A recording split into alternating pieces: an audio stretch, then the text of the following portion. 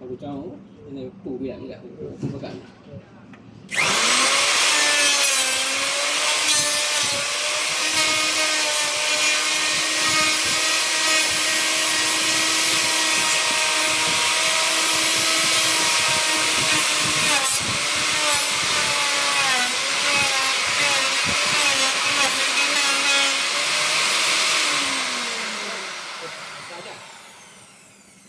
ဒီဘက်က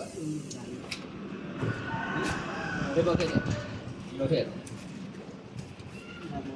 သူထပ်ထားလိုက်ကြည့်လိုက်ပါဒီလိုဒီခိုင်းနေမှာစားဟော